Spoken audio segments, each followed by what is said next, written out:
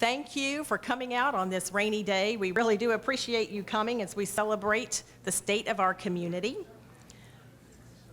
I'd like to take a moment first and thank some of our sponsors. We have a presenting sponsor today, which is the Greater Fayetteville Chamber Board of Directors. So thank you, all my fellow board members. We also have a platinum sponsors, which is H&H Homes and CenturyLink. We have gold sponsors, the Crown Complex, First Health of the Carolinas, Fayetteville Technical Community College, Up and Coming Weekly. Our silver sponsor today is Array Magazine.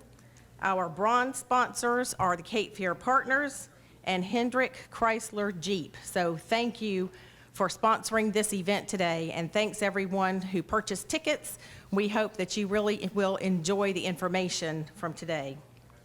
I also want to take a moment and thank the Crown and Jim Grafstrom, and also Center Plate, Brian Gaskill, for accommodating the growing number of people as we were filling this event. So thank you for helping us to plan this event so nicely.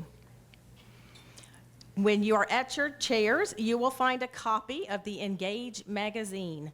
This is something that we used to do, and we have brought this back. So we want you to take a look at this. It is being produced by the 219 group as well as City View magazine, and this is the only business-to-business magazine that we have in production in this region. So please take a look at this, and please provide feedback on the contents for this magazine. Also today, we want to thank Fayetteville TV. Faye TV is actually going to record this so it can be broadcast at a later time. I do have another reminder for you. October the 1st, back in this room, we will have another candidates forum. This particular forum is going to be the Senate and House, and so we are looking forward to this event. It will be moderated by David Crabtree for WRAL and David White, who is with the Fayetteville Observer. So we hope you all will attend that event.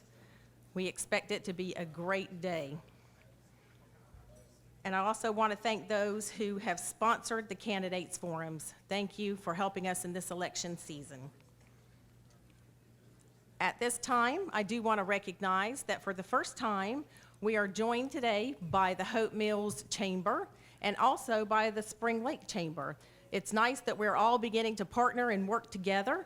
And so I'd like to recognize that Jan Spell, the CEO and president from Hope Mills Chamber, is here.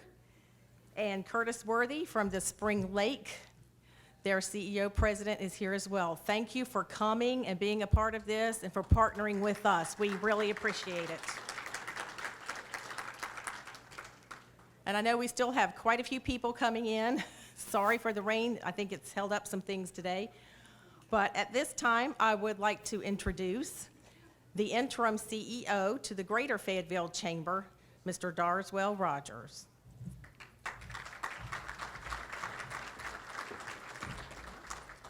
Thank you, Kitty. Thank you, Kitty Jo. Appreciate it. And everybody, welcome to the sold-out 2016 State of the Community Luncheon. You wouldn't necessarily view it as sold out given the seats, but clearly the directions to get into the room has been a little bit challenging. The rain, I'm sure, has also been a little bit challenging. But we're going to proceed because one of the things I've learned in business and one of the pieces of advice I always provide my client is to value people's time. You all came in, and we want to make sure we can get you in and out of here in the 90 minutes. You're going to learn during this period of time, you're going to get perspective on what exactly is happening in real time from some of the leaders in our community.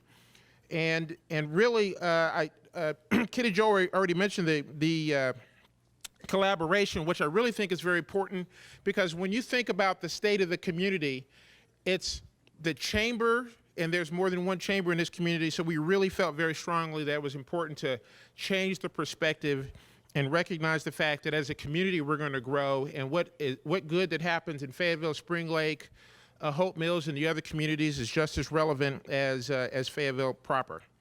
And so at this point, because really my goal, my principal goal today is to keep us on time, is I want to put my comments toward the end of this event and asked Dr. John L. Galbo, pastor of Redeemed Christian Church, to come forward for the invocation.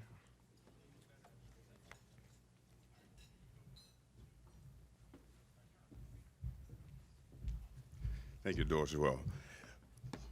Proverbs 29:2 says, when the righteous are in authority, the people rejoice. And when the wicked beareth rule, the people mourn. Would you bow your head with me and honor our God? Father, we thank you for this day and this time, for the place that we're in right now, and your purpose for being here. We have people here today whose lives have been changed and touched. They carry a great responsibility for so many others. We pray that the legacy that they leave will change the lives and hearts of children from generations to come. And for those who are ahead of us, we pray that their lives will be peaceful in the end. Use us greatly for your name's sake, for when the righteous rule, the people rejoice. So let that be the call today. The food that we're about to receive, let it be strength and nourishment to our bodies.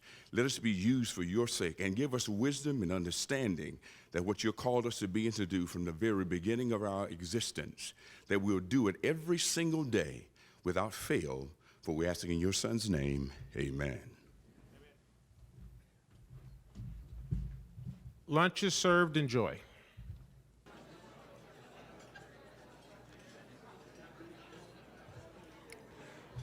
We're going to continue with our program now. If you haven't finished your meal, obviously continue. We've got a really scrumptious dessert. That's actually the part of this meal I'm most excited about. I'm not typically a person who's crazy about dessert, but what the folks at Center Plate have for us today is a real favorite. We've got a great lineup of speakers. I've asked them to be informative, insightful, and brief. Brief. None of the speakers today really require an introduction. In this community, they're all very well known. And so I ask you to take out your program. The order of speakers is listed here. We're going to start with Colonel Brett Funk, the garrison commander at Fort Bragg, followed by Mayor Jackie Warner from the town of Hope Mills, Tad Davis, a manager of the town of Spring Lake, Dr. Frank Teal, superintendent of Cumberland County Schools, Nat Robertson, mayor of Fayetteville, and then I've learned how to say Fayetteville, by the way, and Chairman Marshall Fairclough from Cumberland County Board of Commissioners. And we're just simply, to save time, going to ask them to come right behind each other without me needing to reintroduce them. And so at this point, it's a pleasure for me to invite Colonel Brett Funk, Garrison Commander. Thank you.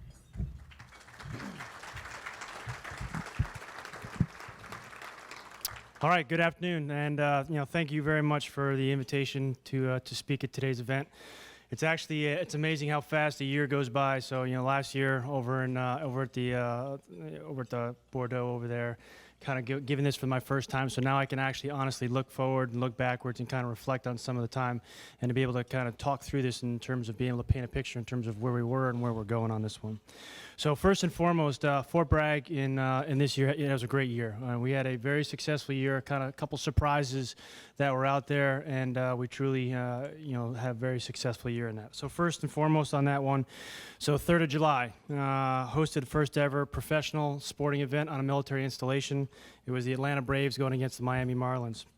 Absolute success across the board, not only for military members, not only for Fort Bragg, but for our Army, for our nation in some ways, Major League Baseball Players Association. And as promised, I know there was a little bit of speculation in the beginning, as promised, the conversion of the fields began the day after. So we were going to have a softball game going on here. There was never a plan to have a permanent team or to have a permanent baseball stadium built on Fort Bragg. The next one is I-295. So I-295 has become a reality. We were out there with the governor, we were out there with mayor. Traffic along the new highway goes all the way up to Bragg Boulevard. Bragg Boulevard has a piece that's closed at this point, and it's very similar to what we'll see for the future traffic patterns as what's existing out there. Soon, we'll have the Murchison bypass complete, and then also have the 295 piece complete all the way out to the All-American. And once we have that last connection, we expect that the North Carolina Department of Transportation will have that portion finished in late December of this year, early 17 next year. We'll expect to see that travel times. We'll expect to see some of that north-south flow greatly improve. I can say if you're actually just going north-south, you can definitely see how some of those improvements have already occurred at this point in time. The next one, Fort Bragg's population. So we're currently stable. So our population's quite stable. Yes, we've had unit deactivations. Yes, we've had units go away, but we've also had activations, and we've had also had units stationed on Fort Bragg. So a stable number in terms of where we stand, just over the 53,000 mark. Past year, and in some of these it's been a little bit more than a year, but we signed them last year in 16, implementing intergovernmental support agreements. So in terms of working with communities to find a win-win solution in terms of a mechanism of how we were doing things in the past solely at the federal level, to be able to work with the communities to kind of find some opportunities out there so it's win-win for both sides. So we've got a couple of those put in place with surrounding communities. I still think that there's quite a few others that are out there in terms of how we can exploit on that and have win-win to all of our surrounding communities in the future. The one that I would say, I saw it last year, and I've seen it throughout, and it's kind of a continuing message in some ways, but I kind of want to dispel it, is that, over the past year, we've heard, and I've felt, and I've kind of got a little bit of a different, way of going, that Fort Bragg's trying to build a community within a community. And I would say that, I want to dispel that feeling. So we are very connected with our surrounding communities. We've sought, feedback. We've sought input in terms of projects and things that we are moving forward, and got feedback from the community prior to moving forward. So I would say that we're very connected. As a piece to this, economic engine. So, an economic engine of Fort Bragg, over $9 billion of economic impact for the region last year. We expect that number to be fairly consistent in the coming year. We have, countless jobs that have been supplied to the area. Homes are bought, homes are rented, and money spent to support our population's needs out there. 2/3 of our service members, so about 36,000, live off of Fort Bragg. About 1/3, about 18,000, live on Fort Bragg. That number is not going to change. That 2/3, 1/3 ratio is going to stay consistent. So in terms of, and I being a homeowner down in one of the communities on the south side of Fort Bragg, understand that you own a home, you spend most of your money within a 5 to 10 mile radius of your home. So when you see that 2/3 of our population's living, renting, buying homes out there, we know that they're spending money in the local community as well. In 2016, the 82nd Airborne Division redeployed back here. The 1st Sustainment Command, Theater Sustainment Command, remains continuously deployed. The 3rd Expeditionary Support Command has relocated back to Fort Bragg, and elements across our special operations community continuously remain deployed. And finally, the other piece to this one is the 18th Airborne Corps Headquarters has just deployed as well, and now they've assumed command and responsibility for our fight against ISIL over in Iraq and Syria. So looking forward, so that's kind of all looking in the mirrors. Now I'm going to look forward and say I think this is where I expect us to go. So, based on what I see in terms of conditions on the ground currently, here's what I kind of anticipate. So I see expanded business opportunities on post, and the development of future IGSA's, intergovernmental support agreements, with our surrounding communities. Employment opportunities for all of our community members. I would say similar economic numbers in terms of economic impact, that $9 billion figure, to be fairly consistent. MILCON, so military construction money, is going down, so that's where some of that impact will be felt, but that number will be fairly consistent. There's potential, I know we have had a growing conversation on this one, but potential for the All-American Marathon to finish downtown instead of on Fort Bragg, as well as also growing that event. We've seen a continued drumbeat of growth of our, I would call them sporting events that are on Fort Bragg. So one being the last one we did, a Spartan race. So in terms of growth, that's about a 15% growth year over year from its first year to this last year. We've seen growth in the marathon, and now we want to look at some expanded opportunities and putting the finishing line of the marathon in a different location. So there's some good potential there. I see continued strong relationships with our surrounding towns, communities, and counties. We are tied to the communities are tied to us as well, but we want to make sure that we see this in a positive way and we continue to move together as one. And the last one, I alluded to it briefly, was that we see coming in the next year traffic improvements not only to the east side of Fort Bragg, but also to the north side, right through Spring Lake, bringing us all the way, connecting our counties up to the north. The last piece on this one, so after 15 years, we're still fighting a determined enemy. Service members are risking their lives every single day, and we can't forget the sacrifices those that come before them have made. So while we're going through and having a nice lunch, let's make sure we keep the deployed service members and their families in our thoughts and prayers. So thanks very much for your opportunity to speak. I look forward to our continued positive relationships that we have with our communities. Thanks.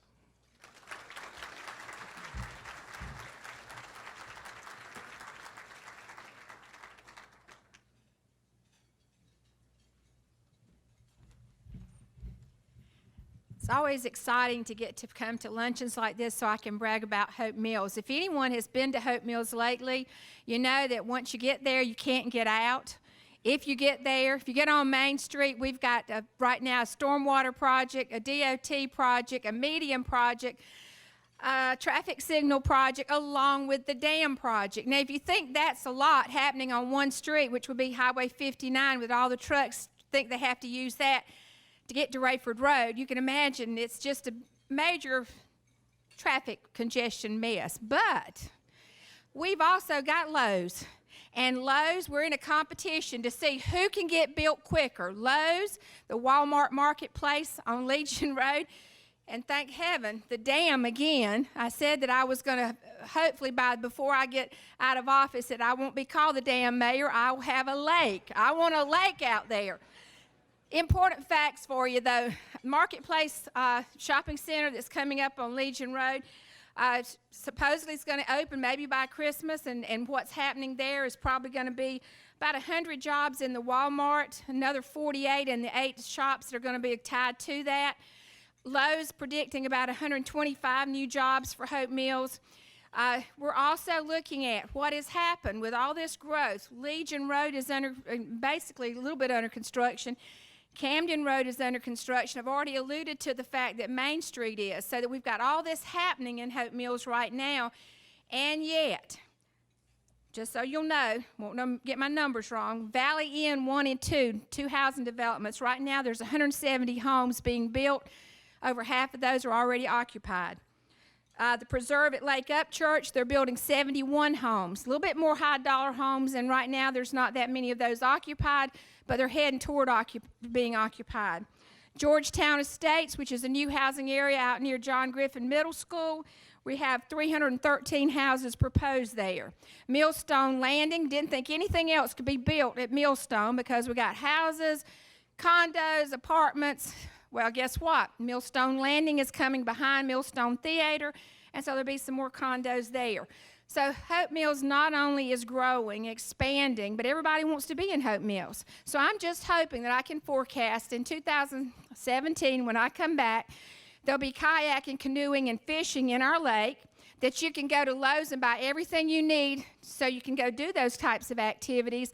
And then just by chance, if you need to do something for Walmart or any of the varied shops up there on Legion Road, you don't have to go to the Walmart on Main Street because we got you covered on Legion Road. Thank you for the opportunity to speak, and just let me know that I'm very proud to be mayor of Hope Mills, very proud that our chamber is recognized here today, and just know any chance you get, come visit. This is the place to be right now. Thank you.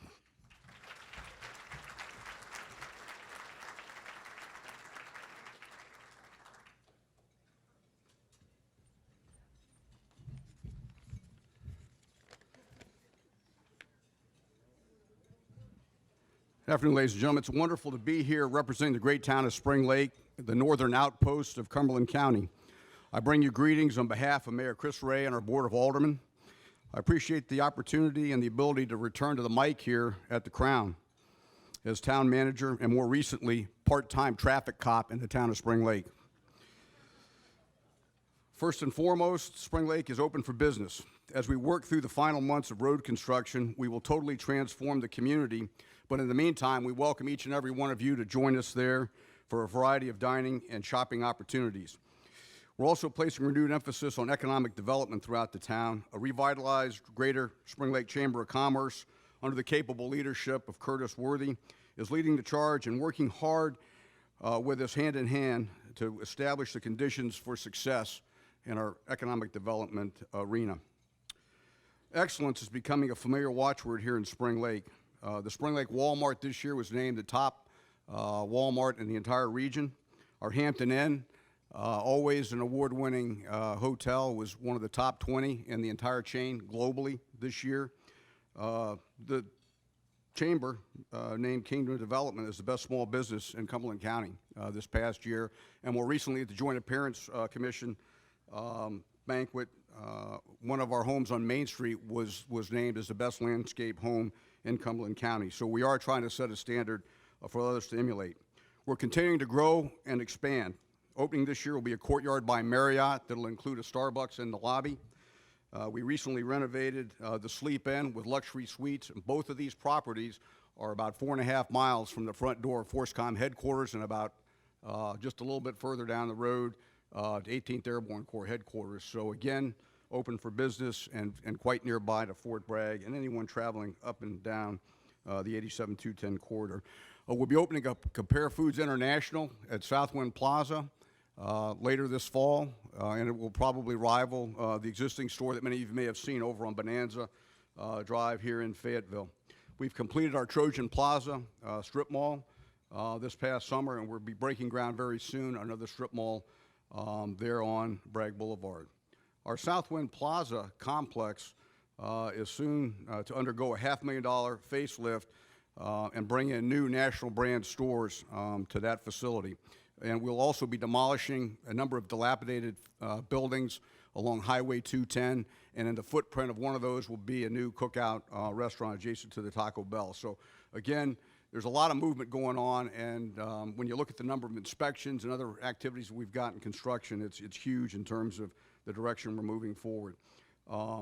However, we are a small town with a relatively small budget, and so key to our success moving forward will be our continued reliance on partnerships with a host of individuals and organizations. Our recent partnership with Duke to retrofit all of our streetlights in town to LED over the next 10 years will save the town $100,000.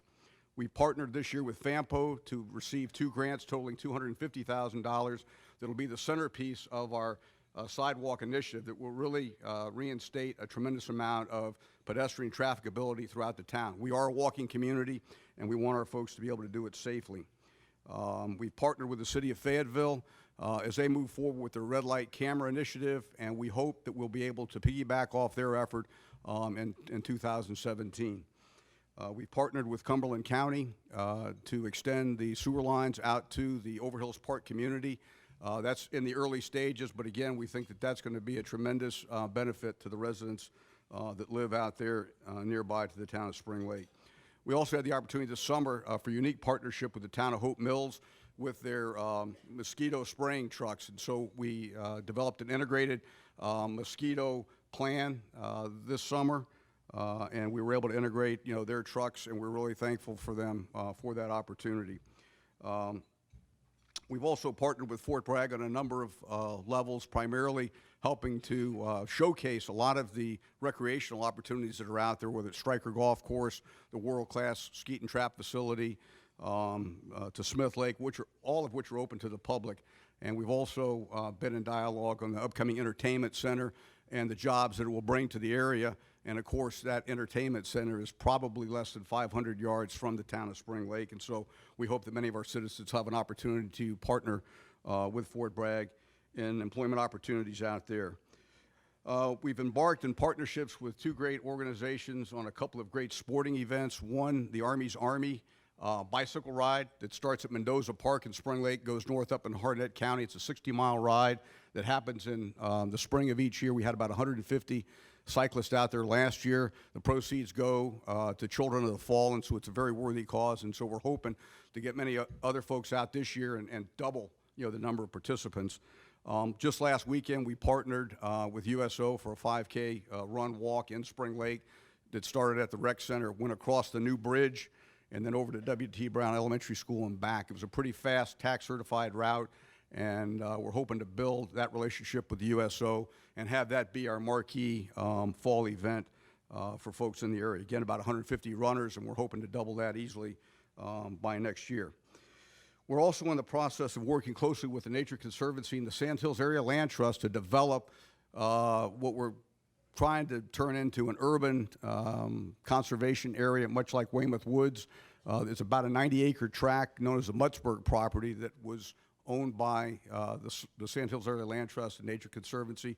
That land will be deeded to the town of Spring Lake with certain deed restrictions, but it'll enable us to open up this area to a host of woodland experiences and forested areas for hiking, but it'll also have access to the Little River so that folks will be able to put in kayaks and canoes and then travel downstream to the Cape Fear. And in addition to that, we've also continued our ongoing relationship with Carvers Creek State Park in Spring Lake. And for those of you that haven't been out there yet, I encourage you to go as soon as you can. It's a wonderful property. And with the Stillman Rockefeller historic home nestled there in the woodline, it's beautiful, and it's worth going out there with your family when you get a chance. We're also revamping our efforts to partner with our defense contractors there in Spring Lake. RLM Communications probably leading the charge for us, but also BAE Systems and NavAir are right behind. And with our close proximity to Fort Bragg, we think it's just a natural opportunity for defense contractors to come in and set up shop there with easy access. I didn't say anything about the traffic, but easy access to Fort Bragg as far as the distance is concerned. So just work with us there, okay? And then finally, and I kind of saved the most important piece for last, and that is education. And we've partnered with FTCC, both at the Spring Lake campus there, beautiful building next to our public library, but we've also worked with them to establish a new collision training facility there. It's a world-class facility there on Mayrudd Road in the former Mayrudd Williams Elementary School. And so it's a partnership between FTCC, Cumberland County Schools, and the town of Spring Lake to bring this tremendous training facility there, to the town of Spring Lake. And then finally, our schools, each of the schools at Spring Lake increased their scores this year, which is a huge accomplishment by any stretch of the imagination. But we're also embarking on a 21st century grant that will allow us to partner with these schools over the course of maybe not this school year, but next school year, to develop and to implement an after-school enrichment program that we think will really reinforce a lot of the primarily STEM type of academic courses that they've got. And so we're really looking forward to that as well. So again, I'd like to thank the Chamber for hosting this event today, the EDC, the CVB, for their tremendous support of our efforts this past year, to our county commissioners, our fellow municipalities that are out there providing us support each and every day, Fort Bragg, and our elected officials both in Raleigh and in D.C. We'll continue our efforts each and every day to truly make Spring Lake a great place to live, work, play, and worship. Thanks so much. Have a great day.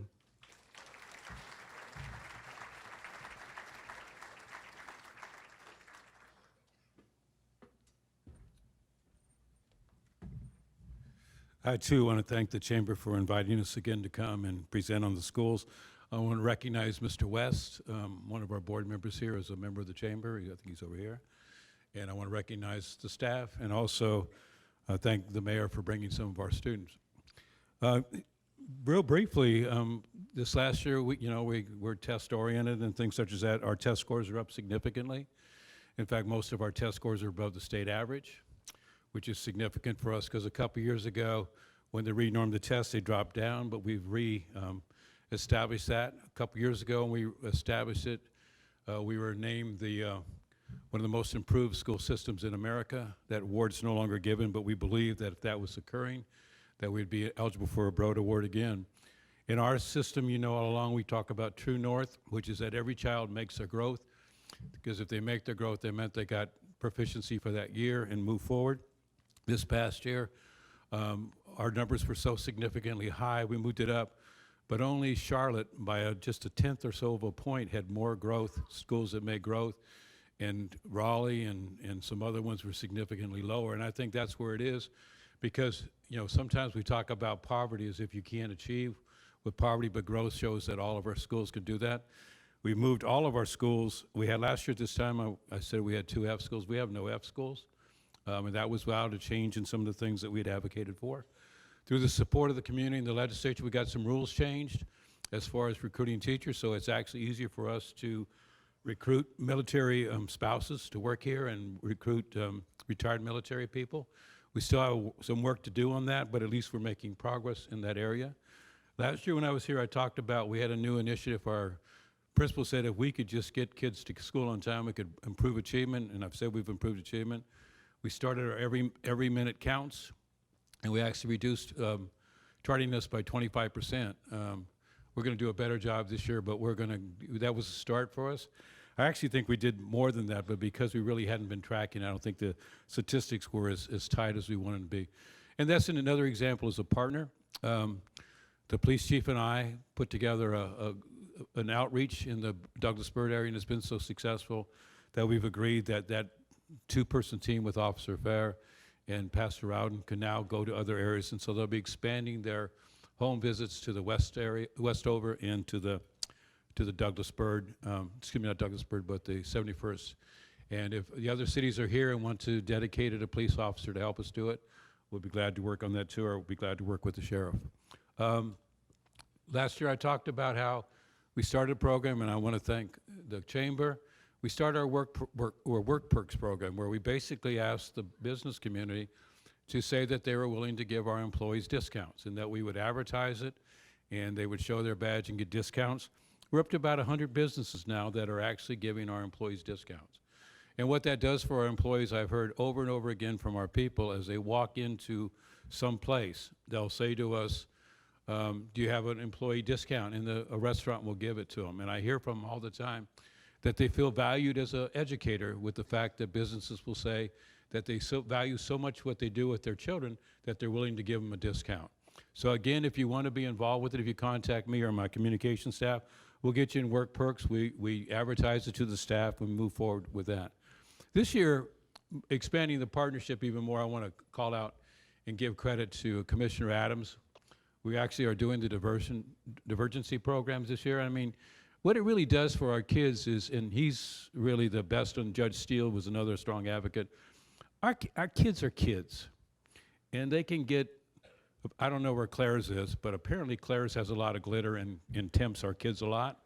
Because every time we meet on this divergent program, Claire's always comes up, and so let's do something stupid like pick up a $5 earrings or something, and they'll get caught. Well, now we have a program that will keep them out of the court. We'll keep them involved with the courts, but we'll keep them out of that, and we'll begin to work on that even more. Also through that program, you know, last year we became nationally famous. It's not hard. I found out yesterday to be nationally famous. But last year we became nationally famous when we had a couple kids who got involved with sexting, and it became a national thing. We now have a diversion program, because when I talked to my own student council, they said to me, you know, Dr. Till, we got to work with the middle school kids. Because at high school, if we're already doing it, we're already doing it. And if we're not doing it, we're not doing it. You don't need to talk to us, you can do talking. So last year we had many parent meetings. The police department brought their experts in. It was scary, but our parents did that. We did that moving forward. So from the school system perspective, we look out and all we see is partners. There's no child in this system that is our child alone. It's all your children too. And so we encourage you, with my last statement, we're still building a mentoring program. If you are not a mentor, we still need you. We've got more kids than we have people mentoring, and the mentoring makes a difference. And so if you can get into school, it's only an hour a week, and it's they'll match you up with kids. So if you don't want the certain kinds of kids, they'll match you up with kids. They'll match it up in your community, and I just encourage you to get involved. And on behalf of my Board of Education, our Board of Education, your Board of Education, and my staff, but more importantly, the over 50,000 students that we have in our system, thank you very much for what you do for our community.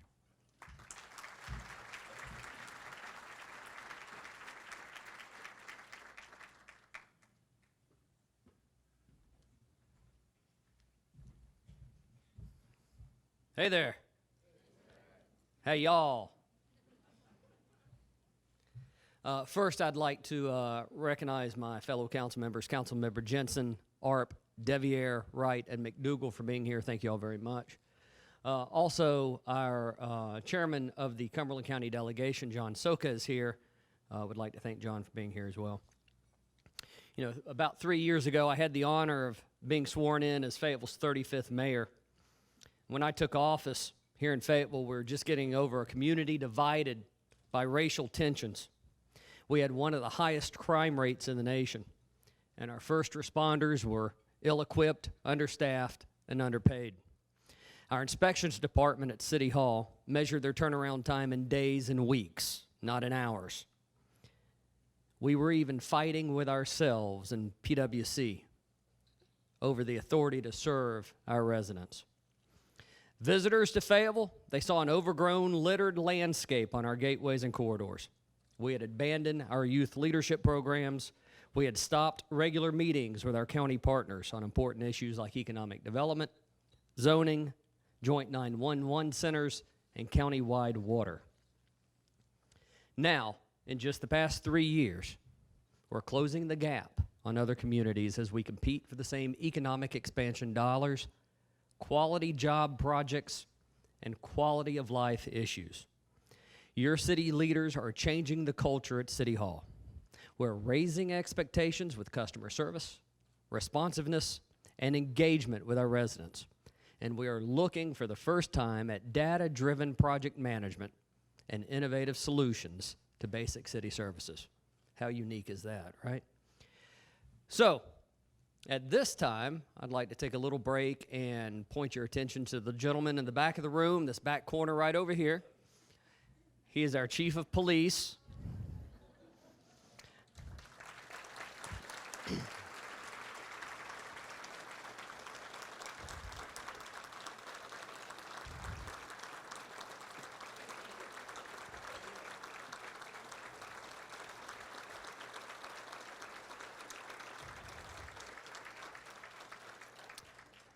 The chief was on the telephone this morning about 8:30 with a gentleman who had invited him back to Washington, D.C. to celebrate what this community is doing as far as community policing.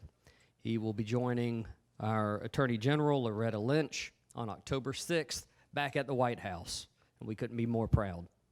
You know, in Fayetteville, we've reduced crime by almost 30% thanks to Chief Medlock and our community policing programs that he has put into place. We have embraced technology with body cameras, dash cams, closed circuit cams, and red light cameras.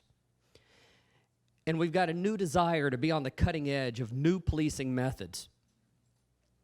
Those methods have earned the Fayetteville Police Department and the city of Fayetteville respect deserved by those who had been most critical of our policing practices in the past. For the first time ever, the City Council has identified ending homelessness as a strategic goal, leading Fayetteville, North Carolina to be, again, recognized by the White House for our partnership with the VA hospital and our efforts in obtaining what is called functional zero in veterans homelessness. We're only the third city in the country to have done that.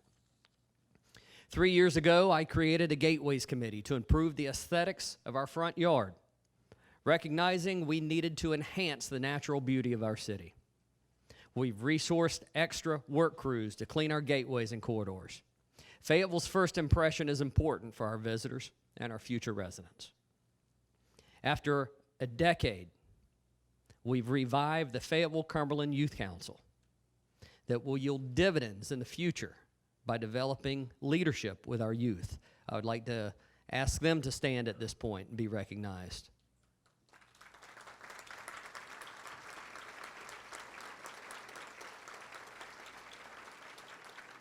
Thank each of you for your leadership potential in this community, and we want you back home after college, by the way. Would like to also recognize Crystal Glover, who leads the group of about 88 students from all high schools across the city and the county. Thank you, Crystal, for doing what you do.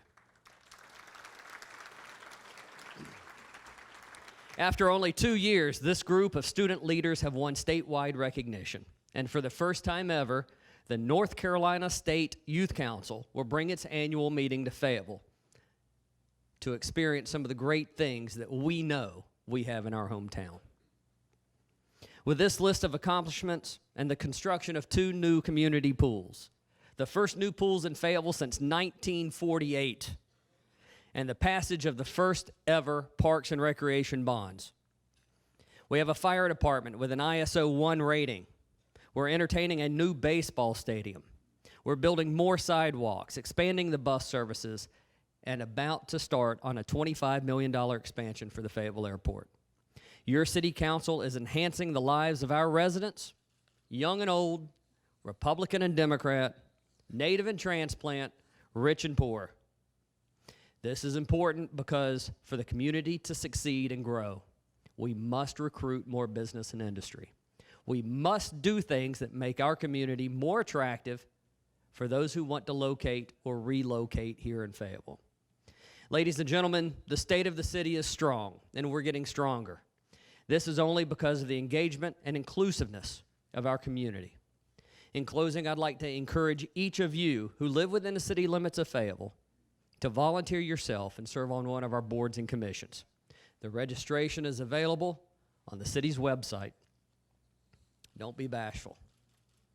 I would also like to take this minute to promote, since we're at the Chamber, the Mayor's Small Business of the Month Award. In conjunction with the Chamber of Commerce, I'm proud to have started this award to recognize small, local businesses who demonstrate excellence in customer service, innovative business ideas, outstanding community service, and fair business practices. These are businesses that are making an impact in Fayetteville on our economy and our overall economic health. I would encourage each of you just to take 5 minutes and find the nomination forms for the Mayor's Small Business Award, either on the Chamber website, the city website, or my personal website. Again, it's an honor to represent you and this city council as your mayor. Thank you.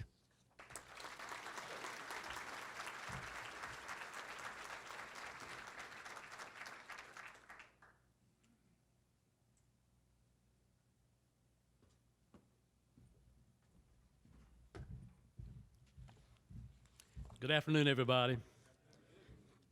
Everybody watch the screen. Nobody pays attention to the guy behind the mic, okay?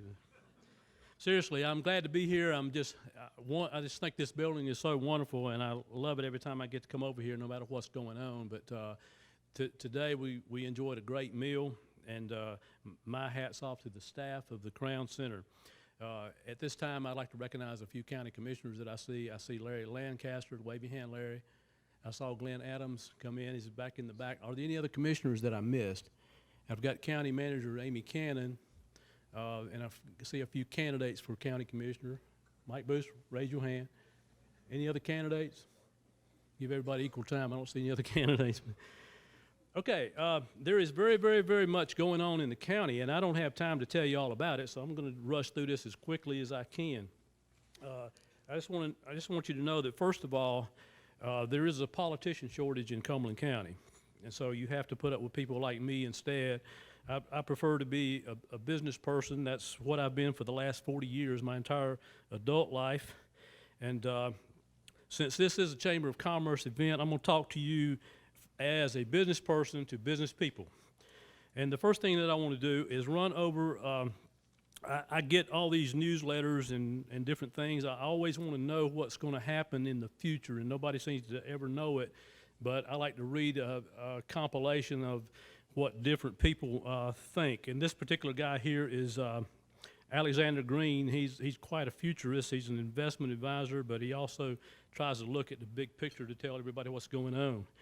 But he says, turn on the news and you'll see bombed out cities in Syria and Iraq, desperate refugees streaming into Europe or drowning at sea, and hand-wringing pundits lamenting the economic stagnation, political dysfunction, and mounting government debt here and abroad. So it's easy to conclude, looking around, that times are tough, times are bad. But what you see in the news is but 1/100th of 1% of what's going on.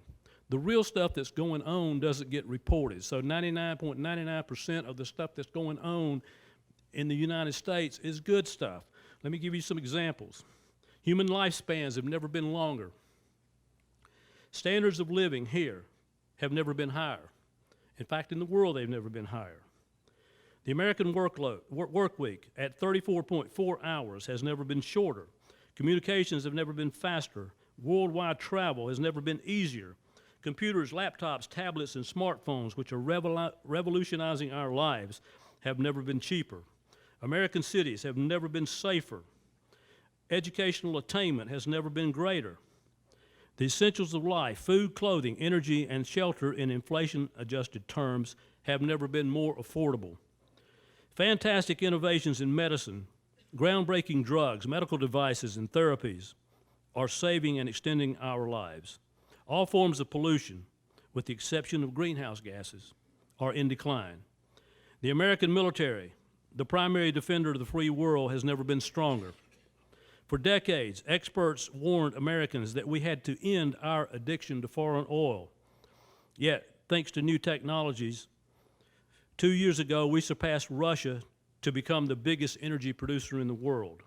The U.S. leads the world in science, engineering, medicine, entertainment, and the arts. We have the best universities, hospitals, and businesses on the planet. No nation attracts more immigrants, more students, or more foreign investment capital. The dollar is the world's reserve currency. The United States economy is number one by a huge margin. It's larger than the economies of number 2 and 3 combined. Americans are just 4% of the world's population, yet we create nearly a quarter of annual wealth. Our financial markets are the widest, deepest, and most transparent in the world. And the Federal Reserve reported last year that U.S. households' net worth hit an all-time record $86.8 trillion. That's nearly double the 2000 level. People everywhere enjoying better lives than ever before, and not just in the West. The values of the West, democracy, property rights, the rule of law, and capitalism have never been more widely embraced by the rest of the world. The march of reason, born in the Enlightenment and still expanding around the world, is leading to greater prosperity and an increasingly stable global economy. One statistic that I would like to point out here: the outlook is not just promising, it's extraordinary. The global middle class is projected to rise from 1.8 billion people in 2009 to 3.2 billion people in 2020 and 4.9 billion in 2030. Folks, that's a lot of people to sell stuff to. So, do you want to prosper? Then ignore the merchants of doom, most of whom have preached the same nonsense for not just years but decades, and start focusing on what's right with the world. We're living longer, healthier, safer, richer, and freer lives than any people in the history of the planet. So what's going on in Cumberland County? More good news.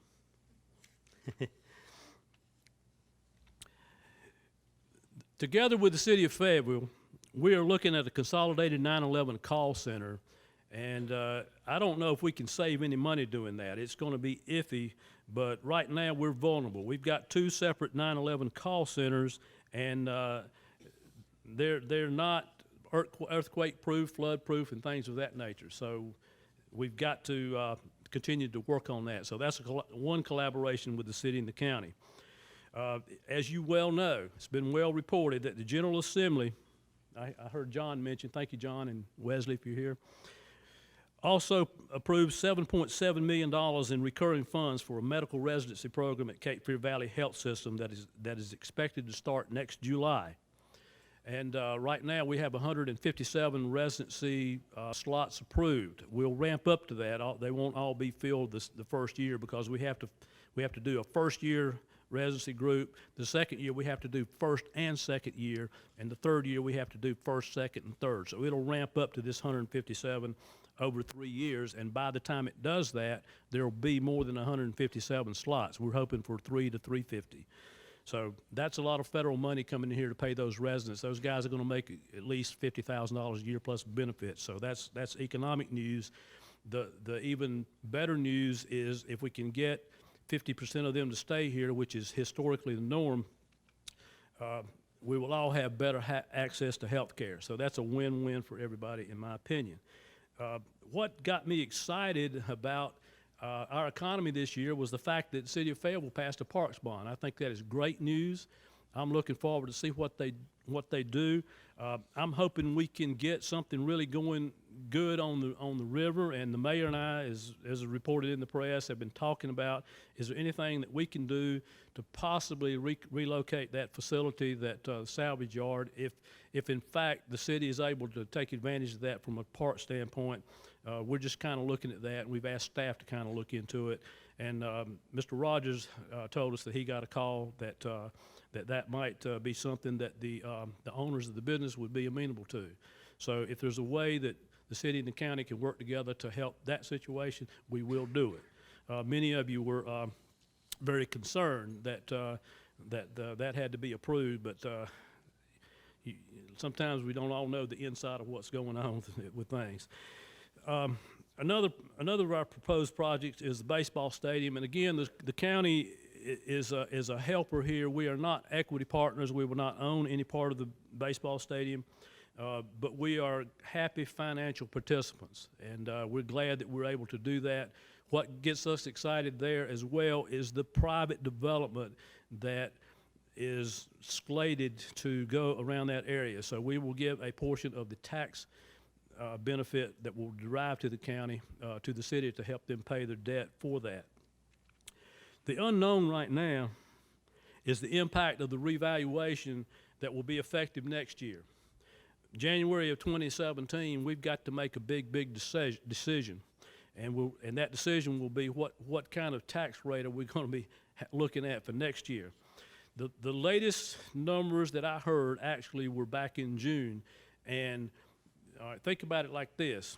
We revalued property in 2008. Okay, probably before the recession really got going good. So when money got tight and housing sales fell off, values went down some. So we got down to around 90%. The values in the community, in the marketplace, were like 90% of what we had everything valued at. So we've waited for that to come up. The latest number I heard back in June, we were back up around 95%.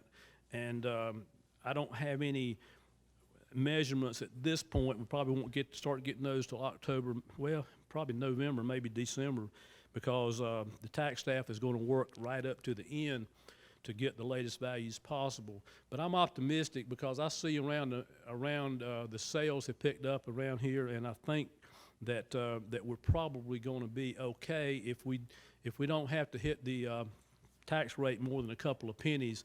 I think we can all feel pretty fortunate, but that'll remain to be seen.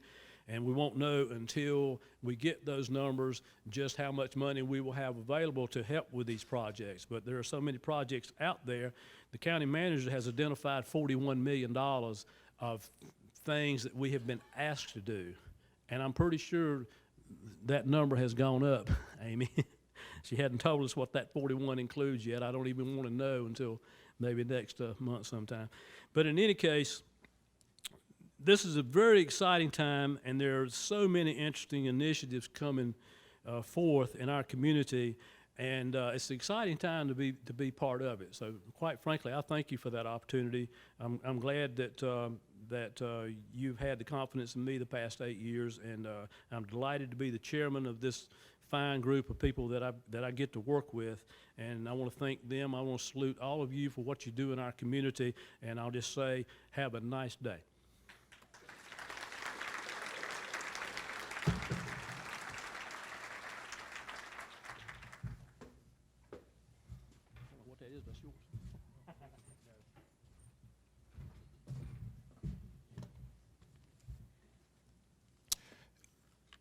Thank you to all of our speakers. I actually have perspective and realize I've only been in the community for 8 years, but interesting the perspectives that I have across, because in some way, shape, or form, I've had reasons to interact with the folks or with the various governing bodies. I just want to take a moment on Spring Lake. I was actually chairman of the Economic Development Committee in Spring Lake when we decided we wanted to put that bridge over 87 because we recognized the impact that was going to have on the community. So it's remarkable, and I really am appreciative of all the comments that folks have offered. So as we bring this event to a close, I'm the interim CEO. People ask me all the time about that question, and I think I want to just share a little bit of personal insight there. It was actually George Brees who called me one evening and asked, could I have breakfast with him the next day, and he asked me would I be willing to step in and be the interim executive, and I agreed. And really at the time, I felt it was somewhat providential because those who know me know I talk and advocate for business all the time. I've got a radio program every week where we talk about growing the businesses in this community. And so it was an interesting opportunity for me to be the person, in effect, that was advocating for business across the community. And the connections that are so self-evident to me, the opportunity to partner with the Garrison and with Colonel Funk and with his staff in terms of things like the All-American Marathon, things like how do we connect our community with service people and their families when they come to town, and we know that right away, and we have an impact on them from the time they get here to the time they choose to leave, are just so self-evident in terms of ways that we grow our community. And so for me, the things that I believed at the time that I came to Fayetteville 8 years ago, and the things that I believed at the time that I agreed to take this on an interim basis have simply been reconfirmed. And the leadership study has further reconfirmed for me that we've got all the potential and the opportunities. And we're going to look back 5 years from now, and we're going to recognize, echoing some of the things that the mayor and Chairman Fairclough said, that this is exciting times, and we truly are about to see a revolutionary shift. And it's the people in this room that are going to play large and small leadership impacts in terms of, in effect, what takes place. I want to point out the fact that in the short time, I think I'm in my 25th week, and I should be gone by the end of the year. But at least that's the goal. Moved on, I should say. We've done yeah, exactly. We've done so many things in the short period of time. We brought back a program called Ask the Experts, where the first one we did was on social media, but we're going to continue to focus on programs like that. I was able to reach out. I had heard so much from business about the challenges with education and having a blend in millennials and their different perspectives that I was able to arrange for there to be an education and industry roundtable next month. It's going to be a relatively small group, so I can't promise everybody that it will be coming. But Dr. Tills agreed to come. President Hancock from Methodist is coming. Dr. King from FTCC has agreed to come. Chancellor Anderson has agreed to come, as well as the president, Dr. Creed from Campbell. So we're going to have the 5 principal educators and whoever they choose, and we're inviting industry to come in and have a real conversation about how do we make this a more attractive community. I've had business owners come and say things to me like, I asked the basic question, what can the chamber do to help your business? And I get reactions and comments, and so much of what we're going to do going forward is tied specifically to reacting to what people have said. In October, we're going to have a convening business owners who are looking for commissioned salespeople. We recognize we have a lack of people with the skill sets to make a living on a commission basis, and so we're bringing people together to have a conversation about how we do that.